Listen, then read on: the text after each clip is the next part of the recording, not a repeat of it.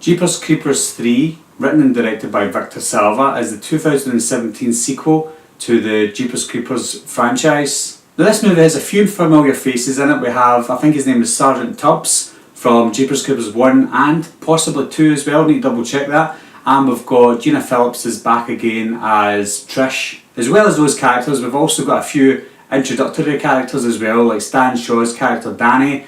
We've got Meg Foster, who plays the mother of Kenny, which I'll get into in a few minutes because I wanted to discuss the whole Kenny character. And as well as those characters, we've also got the new teens in this movie as well. The main teen is Addison. She plays Meg Foster's granddaughter in the movie. Now this movie takes place in between Jeepers Creepers 1 and 2, so the rumours were true there, but it also takes place after Jeepers Creepers 2 as well. So it's basically like a Jeepers Creepers 1.5 and Jeepers Creepers 3. Now I'm not going to get into the whole history of Victor Salva and his past, we're going to discuss the movie only. So like I said, it's set between part 1 and part 2. We know that it's set after part 1 because we have a mention of Trish being in the police station all shaken up, that her brother Daddy's been taken away, so it's definitely set after part 1. And then there's a few things that happen in the movie that I won't spoil, that tells us it's set before part 2. So that's basically the story. If you know the story of part 1 and you know the story of part 2, it's smack bang in the middle of that. Now we'll start with the positives first of all, because one thing I do like about Victor Salva horror movies is he knows how to really direct a horror movie, and the cinematography for this is almost identical to parts 1 and parts 2. When it's set in the daytime and nighttime, we've got a few nice night shots with the fog in the background, nice wide angle shots. I do like that. His movie, a controversial movie, Clown House, does the exact same thing with the cinematography, and that's what I love about this movie. Now the acting in this movie is actually pretty good. The new teen cast, they were okay, they were quite believable, and then you've got the main cast as well. You've got Meg Foster and Stan Shaw. They were the standout performances in this movie. I watched it on Sci-Fi and it does feel like a sci-fi movie in a way, with the acting being a little off now and again, but for the overall general, the acting was pretty good for a sci-fi style movie. Now for the majority, it was set in 2001, so the director had to be careful with what we're going to see on screen because everything had to be set in 2001, and they got it right for the most part from what I could see. The clothing was pretty good for 2001, the mobile phones that they used, they shouted out 2001, so it got that pretty spot on. Another thing that I had to try and do with the Creeper is because Jonathan Breck, who plays the Creeper, is obviously 16 years older than he was in the first Jeepers Creepers. He had the prosthetics, which is fine, so you couldn't see that he, as an actor, has aged. But the Creeper did look a little more stocky than he did in parts 1 and 2, and again it's understandable because Jonathan Breck has aged. One thing I didn't like about the Creeper was that we got to see a lot of his red jumper.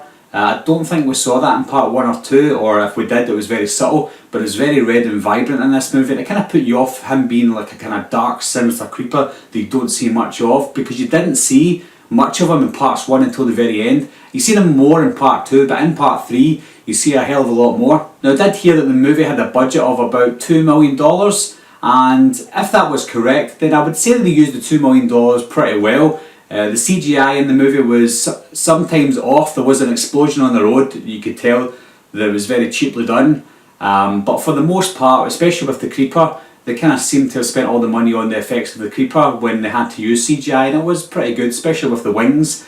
I liked the CGI with the wings, that wasn't too bad. Now move on to the negatives of the movie. Some of the negatives are plot holes, and we'll go into the plot holes as well, but for the negative for me was it was a kind of stale movie. It felt like it didn't go anywhere, and it felt like one of these movies that were setting you up for another movie.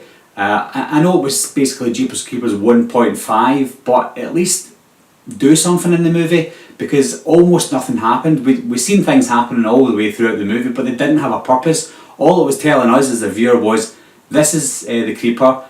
We find out a little bit more about the Creeper, which some of it I didn't really like, but it was basically telling us Jeepers Creepers is back, and we're going to do a Jeepers Creepers 4, so watch this movie because we're going to try and get some funding for part 4. Now moving on to a couple of plot holes for this movie. I might be completely wrong about this, but there's two things that stick out like a sore thumb, and that is the Kenny character. Now in this movie we see some flashbacks of Kenny, and we also see Kenny talking to his mother. She's obviously going a little bit crazy, and he's telling her things and he's warning her things. He looks like a young white male with nice hair, and that's not how I remember Kenny in Jeepers Creepers 1. From what I could tell, and again his body's obviously decomposing, but he looked like a young black man with a skinhead, baldy if you will. Some people might think, well, the Creeper's obviously taking all his hair off, but the Creeper didn't take anyone else's hair off underneath the church, so we can debunk that. So for me, Kenny was a young bald black man, or a young black man with shaved hair, but in Jeepers Creepers 3 he was a young white man with nice long hair. It just didn't make any sense, and it seemed like a major plot hole. I'm sure there's an answer for it, and maybe I'm completely wrong, but to me, and a lot of viewers would probably think that's a bit of a mistake. Now another plot hole for me, and again I could be completely wrong once again, but they talk about what happened in 1978 and with the Creeper coming and taking people away. 23 years later, 2001, he's back again and he's causing havoc. And a lot of people mention all the way through the film that he comes back every 23 years, he's done it again, he's going to come back in another 23 years. Even Trish's character mentions about she's going to be ready for him in 23 years time. But from what I recall, there's no mention of the Creeper being around in 1955, which would be 23 years previous to 1978. So for all they know, the Creeper came for the first time in 1978, and it just so happens that 23 years later, he's back again.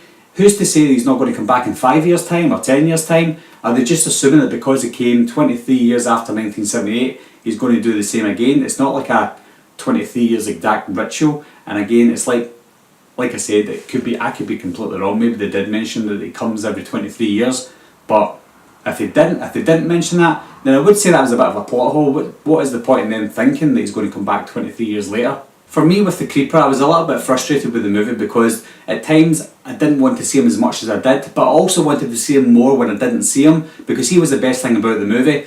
We do see a little bit more gadgets that he has, some of them believable, some of them a little bit over the top, but we get to see more about what the Creeper can do and what his van can do, because his van played a big part in the movie. And at times, the Creeper did seem menacing, but because we do see him a lot, it doesn't leave a lot for the imagination, and it means that we're not as scared of him as we were before. Because remember, in Jeepers Creepers 1, we didn't even know what it was until halfway through the movie, and that was pretty well done. Again, we do know everything about the Creeper now, but it just wasn't as scary as it was in part 1. It wasn't scary in part 2, but it wasn't as scary in part 3 as it was in part 1 at all. So overall, it was a frustrating movie for me, because I do like Jeepers Creepers 1, and I thought Jeepers Creepers 2 was pretty good, but part 3 kind of fell flat on its face.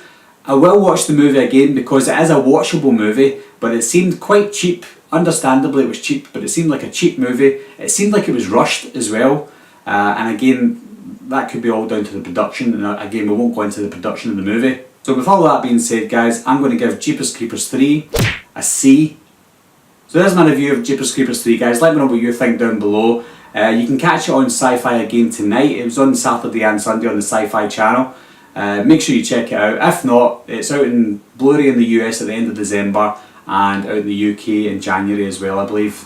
Subject to change, obviously, and other countries will get it eventually. Anyway, guys, thanks a lot for watching again. Thanks for subscribing. I'll see you soon. Bye bye.